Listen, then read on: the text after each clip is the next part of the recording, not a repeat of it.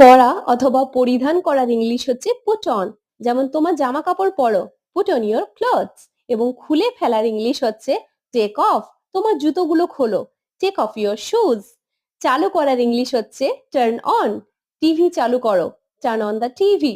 এবং বন্ধ করার ইংলিশ হচ্ছে টার্ন অফ। ফ্যানটি বন্ধ করো, টার্ন অফ দ্য ফ্যান।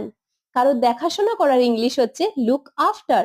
যেমন তোমার মা বাবার দেখাশোনা করা উচিত, you should look after your parents. এবং খোঁজ করার ইংলিশ কি হবে? Look for. আমি আমার ফোনে চার্জার খুঁজছি, I am looking for my mobile charger. তোলার ইংলিশ হচ্ছে পিক আপ। যেমন সে তার জ্যাকেটটি তুললো এবং চলে গেল, he picked up his jacket and went. ছেড়ে দেওয়ার ইংলিশ হচ্ছে গিভ আপ। যেমন কখনো আশা ছাড়বে না, don't give up your Hopes. এবং শেষ হয়ে যাওয়ার ইংলিশ হচ্ছে রান আউট অফ। যেমন আমাদের মুদির জিনিসপত্র শেষ হয়ে গেছে, we have run out of groceries. আরো জানতে হলে আমায়